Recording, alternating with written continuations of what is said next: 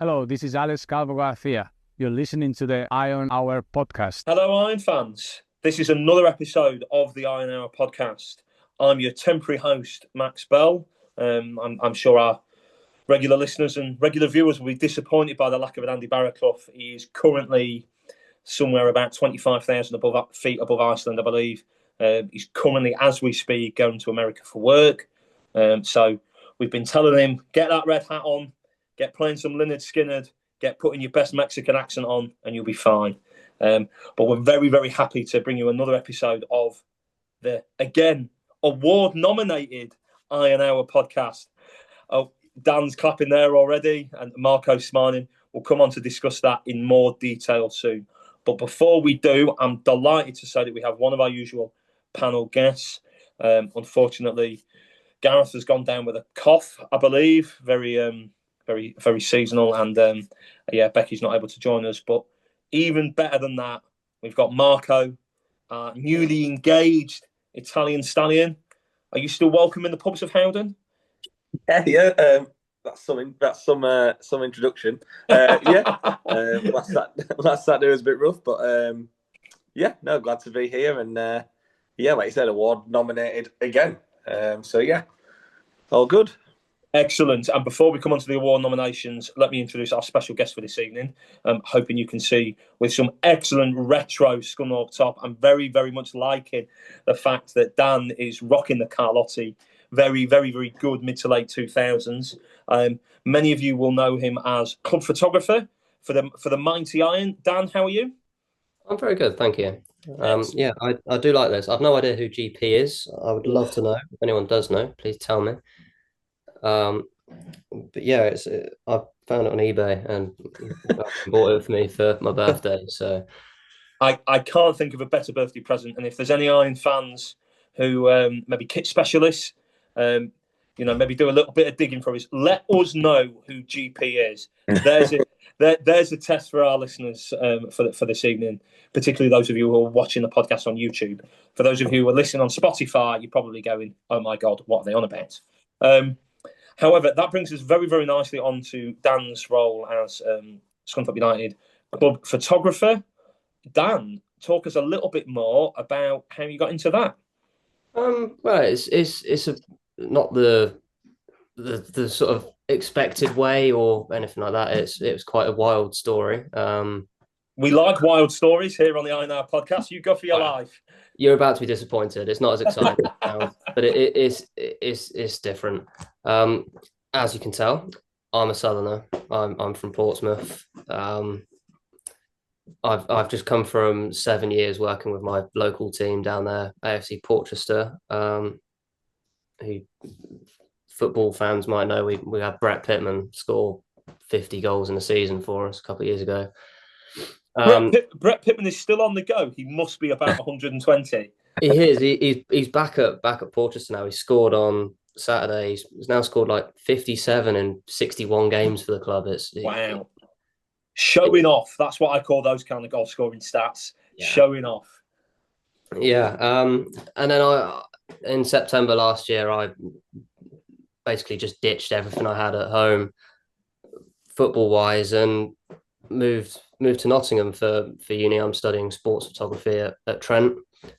It's a brand new course last year. It's now in the second year of it. Bounced around a bit, sort of football wise, over last year. Had a bit of time working with Forest's under 21s team. I hope they don't mind me talking about that, but that happened. Very interesting time of my life. I can't really go into that. And then sort of hit a bit of a stalemate over Christmas, November, December, Christmas, January. But then in January, I got with my girlfriend, and she's from Scunthorpe. Woo! We'll give him what's her name? Holly. Holly. We'll give a big shout out to Holly. We're always pleased when people from Scunthorpe snaffle outsiders. So I came to visit the town in February. I think it was like the first weekend of February. And you were kidnapped and you weren't allowed to leave. Yeah, feels like it. No, I just sort of said on the one day that we were there, I said, can we go check out the football stadium? Because I'm into football. And I thought, well, when in Rome, let's check out football stadium. And we were there. I ended up buying a shirt in the club shop, last year's home shirt. Absolute beauty, that is. I love it. And yeah, and then I had to start a storytelling project for my course.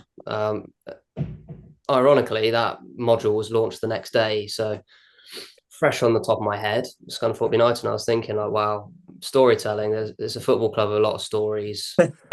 Definitely. And yeah, so I sort of immediately got to work. I messaged Luke, previous photographer. I've followed him on Instagram for years. He was inspiration for me going back years and years. So like, before I'd even thought about ever stepping foot in Scunthorpe, I was following on Instagram and using the club for inspiration with my own work. So if it all goes Pete Tong, basically it's Luke's fault. That's the line, is it? No, not at all. Luke's great. I just dropped him a random message and just said, like, is there a chance I can come along to a couple of games and like for a uni project? And he just put me in contact with James Moody. And he was, I don't think I've ever read emails so excited about having someone come and take photos at games. And then we had a bit of how to describe it? A bit of a hurdle. I had to get my National League license renewed because it had run out the previous season. I just didn't bother to renew it last season because I didn't think I'd be doing anything to do with the National League. And then we had to get that turned around quite quickly. And then it was annoying because it came in the day of the Buxton away game, which I was hoping to get to, but couldn't. So then Leamington at home was the first game, and just immediately everything about the sort of the football club and that just immediately sort of bonded with me, and I felt something there. Ended up going to every single one of the last few home games, including the 2 playoff games, which were immense experiences. And then yeah, basically just got in contact with James and said, I'm free next season. I'm loving this. Can we work something out? And not gonna lie, I'd been told by Luke a couple of days before that he was leaving at the end of the season. So I sort of saw the opening and I was like, can we sort something for next season? And yeah, now here we are. I'm 5 games in this season now. I've been to, missed a couple for various reasons, but loving it every minute of it. Excellent. And we're still unbeaten. We're going to still be unbeaten in those 5. So that's excellent. I've not seen us lose, even at Eastleigh, which I jokingly said because it's not too far from home. I even said, I think I said it to you, Marco, like, on the day. Like, knowing my luck, it would be like the first game I'd seen us lose. I've never been at a game and seen us lose. So yeah, it's not always like this. Yes, maybe it's just me being a lucky charm. We don't know. Absolutely. And so obviously you mentioned that you're sort of originally sort of Portchester down from the south coast. Mm-hmm. Marco, yeah. I believe you were born in Cagliari, if I'm not mistaken. Yeah, a little bit more south. Yes, and who knew that of the 3 of us? I mean, I grew up in Scunthorpe, but was born in London. So, frankly, you're nearly the most northern of us all, Dan. So don't do yourself down. Wow, I'll take that. But before we move on to discuss one of the unbeaten 5 games this season, Dan, let's give a little quick plug for your socials. Obviously, if people want to see some nice pictures of Danny Whitehall, where can they check out your pages? So I'm on Instagram. It's quite simple on there. It's just Daniel Haswell photos. Facebook, just Facebook page, Daniel Haswell photography. And Twitter's a bit more complicated. That's D Haswell Photo UK, which is the complicated one. But I'm on all of those. I post regular sort of football stuff. It might not always be Scunthorpe. I'm a Swindon fan, so there's a lot of Swindon stuff you might see as well. but don't take that against me. That's just, Look, that's, I'm still emotionally scarred from the Magic Roundabout. I aren't don't we know all? about other Scunthorpe fans, but definitely give Dan a follow on socials. It's definitely some really good content, and I'm sure you won't regret it. And we'll make sure that we put a couple of those links in the social media posts as well, won't we, Marco? We will indeed. Excellent. Don't Right. forget.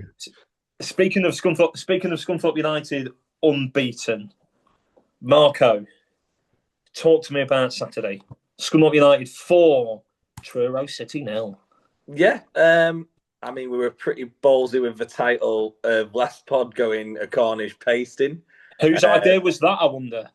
It was me, because it could work both ways, just in case we got beat as well. But no, I mean, it was pretty.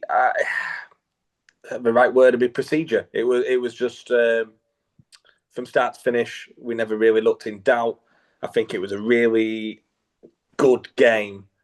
Obviously, pre-match to see the squad and the changes that were made. Obviously, Dawson coming in was the big talking point. But obviously, we'll come on to Dawson. But yeah, I think it was a really good game. With all due respect to Truro, to have those injuries and to be able to sort of adapt the team a little bit to obviously what we had in the Dortmund moment, and being able to rest some key players when we obviously went 2 and 3 up. But no, overall, like I said, a very rare, straightforward win, which I think we've said previously on a few podcasts that it's been coming. And look, Truro, I think Carlisle only put 2 past Truro. So it's nothing against them at all. I think we can only beat who's put on the pitch in front of us. And I think Saturday, despite being pretty bare bones, especially defensively, we had more than enough in our locker, and it showed our depth and just how good this team really is. Yeah, you mentioned a couple of talking points there, Marco. So I'll just drill down on it before I go back to Dan. You mentioned Dawson starting as well, which was really good to see. And obviously, you mentioned there being down to the bare bones defensively, but it was the first clean sheet of the season. So how pleased were you? Second clean sheet. Oh, are you counting the Wealdstone 0-0 as a win? Absolutely. Team Rory. Anyone who's seen this, you could see by the confused look on my face, I'm thinking, oh my God. And then the pennies dropped, and I think, oh, Marco's trying to be funny. Yeah. So how pleased were you to see A, the clean sheet, and B, Dawson doing well?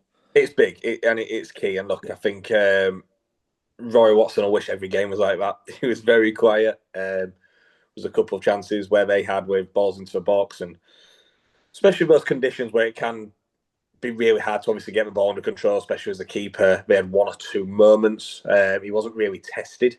But yeah, mentally, especially with a makeshift back four like that, and obviously Roy Watson, it doing a world of good. And when you do take that lead to a 3-0, now you're just like, right, let's keep a clean sheet, because as weird as that's, as strange as it sounds, that's worth more than getting the 4th. Is keeping that clean sheet and going into the next game with something. Obviously, I think that'll mean a lot to Butler.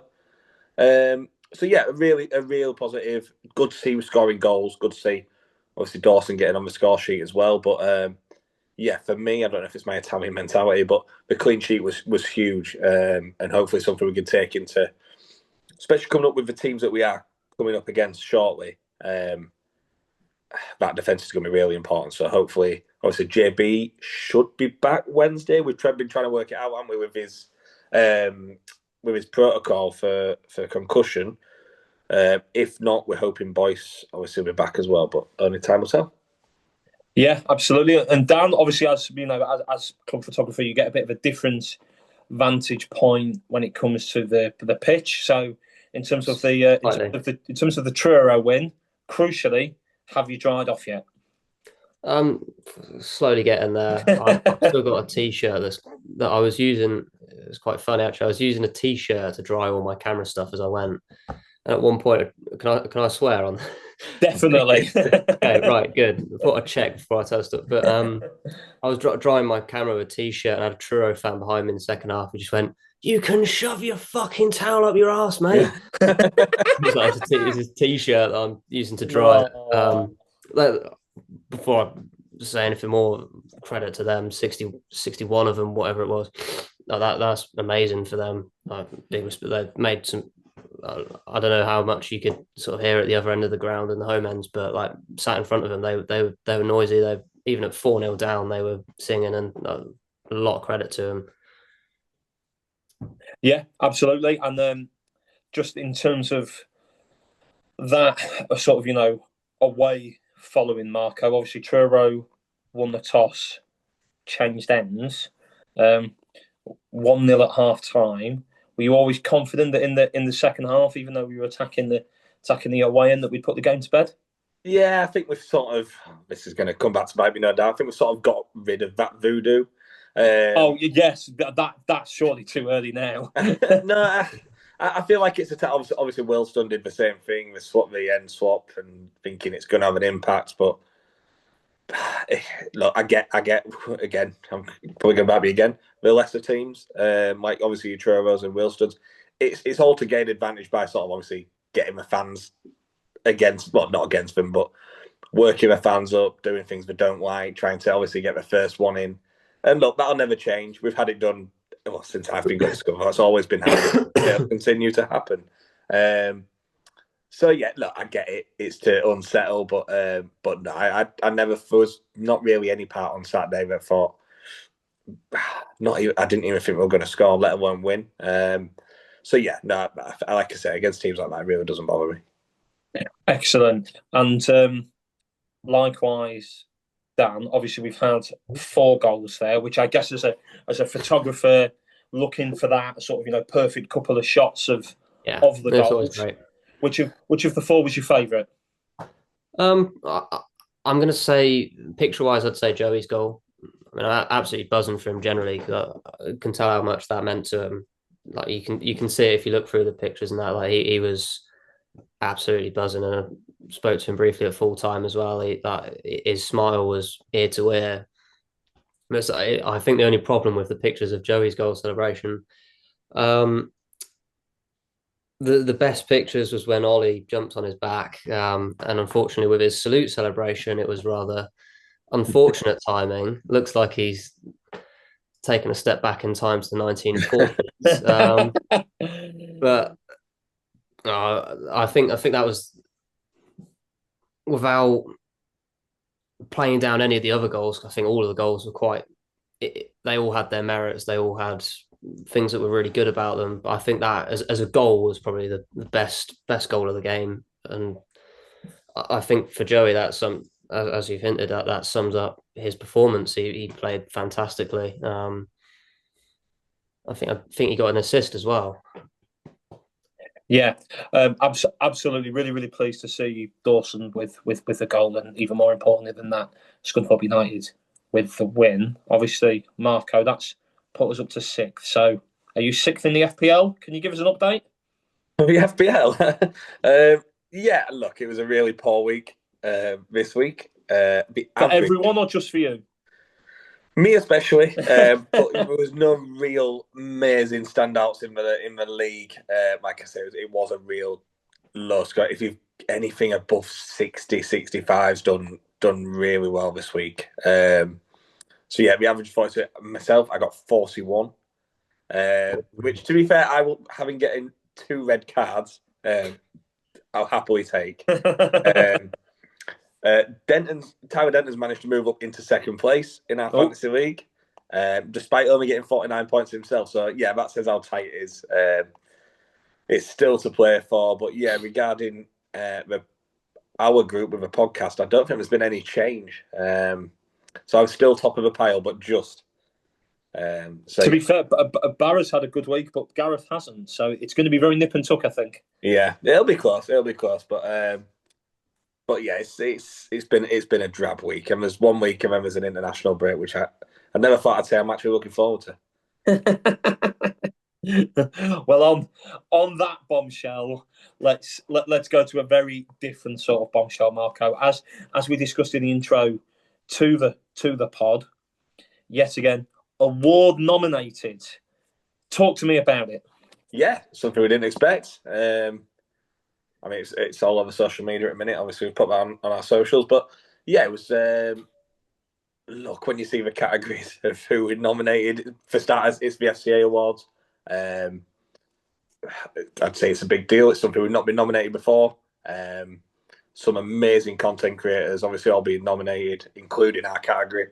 So yeah, to just be nominated feels like a win anyway. We're not expected to do much. We're definitely the underdogs of the group. But look, it's I know I'll be going. I think you can't, can you? No, I can't. Not to go. I will be on my way to watch the Ashes by that point. Oh, right.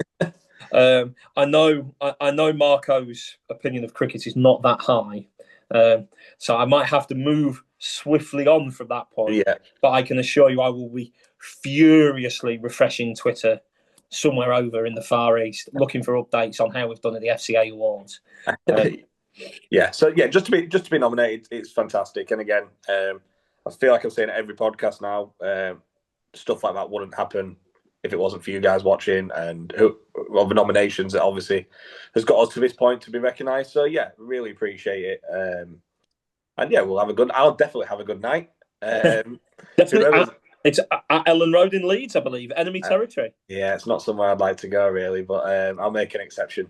But yeah, no, I'm looking forward to it, and just really delighted to have been nominated. It's on all our socials. It's really easy to vote. You just need your name and to click behind our podcast, and it's all good. So yeah, expect to see a lot of that through the next few weeks. Just because we'll be making the most of it. But no, yeah, again, just delighted to have been nominated, and yeah, definitely not take it for granted. Absolutely. So, as Marco have said there, just in case anybody hasn't seen on our socials, we can confirm that the RNR podcast has been nominated for the best in non-league category at the annual Football Content Awards. They have lots of different categories, lots of really, really high-profile football content creators, I think is the term nowadays. So, as Marco said, really, really lucky to have been nominated. This award last year was won by the very popular podcast I Had Trials Once, which might describe Marco's management style, which we'll come on to later. In terms of like podcasts and football content creators and social media influencers, all that kind of stuff, it's the most prestigious award in football, particularly content related. So we're absolutely thrilled to be nominated. As Marco said, please vote for us. All the links are very easy on our socials. We'll tag it in the tweet and the post that we put out for this podcast as well. It's ahead of the awards ceremony, which takes place on the 20th of November at Elland Road in Leeds. So I'm hoping Marco will go in the Scunthorpe top. To be mentioned in the same breath as some of the other nominees really is an honour and a privilege. So we're very, very grateful. And yeah, thank you very much for the support. Now, quickly, before we go on to previewing Boreham Wood, Marco, the charity game on Sunday, where I think you got your management gilet on. Yeah, the gilet didn't quite make it because it was too warm. The gilet was in the car. But yeah, my sympathies with Jimmy Dean. I don't know how I wore it in the at the start of the season, but yeah, no, look, obviously it's no secret we played the cherry game against Rails so bad. Up at Botsford Town Football Club, I believe. Botsford Town, yeah. Massive thank you to them for having us. And it was just a fantastic day. We love raising money for great causes, especially one. Obviously, we've raised money for Evie before previously, and it's a cause that's very deserving. Yesterday was for sunflowers, so it's Evie and Summer's also there. And yeah, look, it's just raising money for absolutely fantastic cause. And if we can be involved in stuff like that, it's something we'll always try to champion. And crucially, I think we got a bit of revenge on them from the last game. What was the score? I wasn't at the last game, and that means nothing. I'm taking nothing away. But a few changes, a little bit of change in shape, and we got the job done. I mean, the first 20 minutes, obviously the guys will be listening to this, we were exceptional, like very, very good. And I thought maybe it's time I took it that step further and went into a new career. But no, 20 minutes later, I soon realised that wasn't the answer. But no, the lads were brilliant, and the same for the other team and our team. Everybody who took part, everybody who came down to watch, there's quite a few people watching again. Just raising money for such an amazing cause. It's just a great feeling, and one we definitely will be doing again, and raise as much money as we can. So yeah, thanks to everybody who was there. Thank you to Bottersford. There's too many people to mention. And obviously Carl, Evie, Summer, everybody. Yeah, massive, huge thank you. And yeah, good to get the win. The icing on top. Couldn't have put it better myself, Mark. Very, very, very well said. As a big shout out to everyone who came down, everyone who played, everyone who scored, everyone who put a pound in the bucket. So yeah, thank you very much for that. Looking forward to Wednesday. Obviously we've got home to Boreham Wood. Dan, how are you thinking that one will go? Well, I think it'll be a difficult game, and I know we've said that a lot of times so far this season. Like every game is a tough game when you're recently promoted team, but I think we've dealt very well with these tough games. Obviously, Forest Green, I'm really unfortunate not to get 3 points there. I think Boreham Wood is another game you can sort of fit in that category of game where they're in that sort of top. I mean, they're fourth at the moment. They've not lost in their last 5. They've got some pretty impressive results there as well. So they'll be a tough team. They've got, I mean, from the research I was doing, they've got 3 or 4 sort of, same as us in a way, they've got sort of 3 or 4 sort of standout goal scorers as well. So they've got threats. They've had a really decent start to the season, especially for another recently promoted team. Obviously, they came up through the Southern playoffs. Yeah, I don't know. I think it's one of those games where it'll just depend on the team on the night, how well we match them or don't match them to a man, and I think over 90 minutes we'll see really sort of how we compete against these teams that are in similar form to us. Yeah, absolutely. You mentioned there a couple of the sort of goal scoring threats. I know you've done quite a lot of research in your notes, which is unprecedented for the Iron Hour podcast. Who should Scunthorpe fans be looking out for in your mind? If Boreham Wood are attacking, who are you going to be photographing?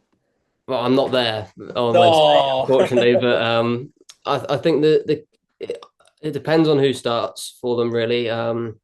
And top scorer so far in all comps this season is Luke Norris. Obviously, he's been around the Football League. He was at my beloved Swindon at one point. I think he was at Mansfield as well. And now he's playing for Boreham Wood.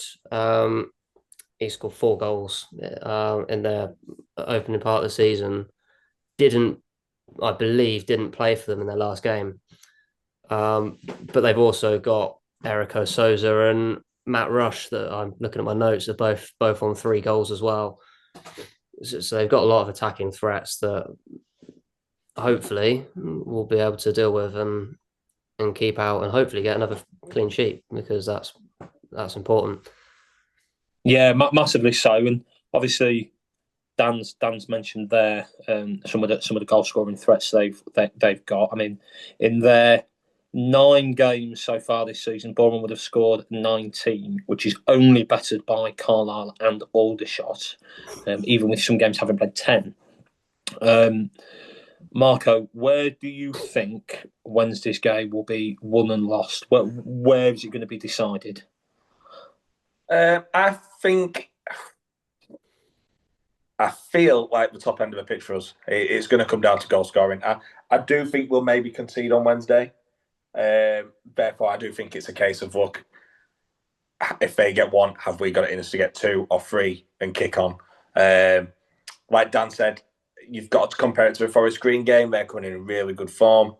The score unbeaten since the opening day of the season. They've only lost to Rochdale. Yeah, which is no mean feat. Rochdale are flying. They're another good side. So yeah, and look, I think Butler will relish it. You've got to treat it as a test. But like Saturday, people leaving the ground. I know we won 4-0, but it was sort of not underwhelming. But it's like it was only Truro, if that makes sense. Which is bonkers when you consider it, when we've come up. But yeah, look, I think we'll show them all the respect. If we come away on Wednesday with a win, I think it's time to. I think we've sort of gone under a radar at a minute. But I feel like if we win on Wednesday and win well, teams will maybe start noticing. So it'd be very interesting to see. But yeah, look, be a really tough test. I think Boreham Wood will be up there in my predictions. I think I had them achieving playoffs, which is where they'll be. But look, I don't think there's any reason we can't be thereabouts as well. Yeah, I know. As you say, coming into this game in really good form. I'm just looking at the fixture list for Boreham Wood. So they've won their last 4 on the spin. They won 2-0 away at Boston, beat Altrincham 3-1, beat West Brom under 21s 3-1, beat Morecambe 3-0, beat Sutton 4-3. So there's been no lack of goals in the Boreham Wood game. So it'll be really, really interesting to see how we cope with some of the defensive questions in terms of selection as much as anything else, with all the injuries and other availability difficulties we've had. Dan, if I had to nail you down for a score prediction, what would you go for? I don't normally do score predictions. I went 3-0 on Saturday and I was only 1 off. So I'm getting quite good at it. I'm going to be controversial. I'm going to say 2-2. Oh, okay. I think by the standards of this, that's not that controversial, don't worry. I look plenty of goals from both sides so far this season. I don't think, looking at the form table at least, that's shocking. Marco, Dan's gone for 2-2. What do you think? Yeah, I'm going 3-2. 3-2 home win. Oh, a goal fest. Yeah, look, I haven't looked at the weather. The pitch. We haven't mentioned the pitch. The pitch held up really well on Saturday, considering the amount of rainfall. Before the game, I was sort of dreading, thinking they're going to be playing on a cow field here at half time. But no, I think if anything, the rain maybe helps. So yeah, it might have an impact on Wednesday. We could have done without a game midweek, so the pitch did have a little bit of time to rest. But no, look, I think it'll be a really good game. Like I said, it's 2 form teams. And I think it really will be 50-50. Or if we can get that win, I think we really, like I said, put our names in the hat. Yeah, just looking at the forecast now. So there's theoretically no rain forecast between now and Wednesday. So hopefully that will give the pitch a little bit of time to dry out. In the spirit of the predictions, gun to my head. Don't do it. Don't do it. I just think now I'm double thinking myself. What does Marco think that I'm going to do? You're negative. I'll go for 1-1. Okay. Is that acceptable, Marco? Yeah, there'll be goals. There'll definitely be goals. I think we're all going to be right in the sense that both teams are going to score. That's if for all those gamblers, if it's a both team to score, I can definitely see us chucking us on the accumulator. Good. Barrow always makes a joke about, he always predicts 0-0. But I think, at least looking on both sides how they've been recently this season, that might be a more difficult one to get over the line. So, yeah, if we're anything to go by, get your money on 0-0. Right then, Iron fans, thank you very much for joining us for another episode of what is it, Marco? The award-nominated? Yeah, well, award-winning and award-nominated again. We're awful, aren't we? There's no reason. What was that called? Smug. Look, I've certainly been called worse than that, and I'm sure you have too. By me. I hope nobody's ever called Dan that much, but that's why he's our special guest. So thank you very much to Dan for joining us. Do check out his socials for some excellent pictures of Scunthorpe and other football games throughout the course of the season. Yeah, a special shout out. Definitely check out the recent ones from Saturday. The weather seemed to make the pictures even better. So they were fantastic this Saturday. So definitely worth checking out. And obviously, not just for Joey Dawson, with some crackers in there. Yeah, absolutely. And very, very, as we say, thanks for joining us, Dan. Very best of luck with the rest of the sports photography course at Nottingham Trent. And I'm sure that all of us will see you at another Scunny game soon. And Marco, well, what can I say? Thank you for joining us as always.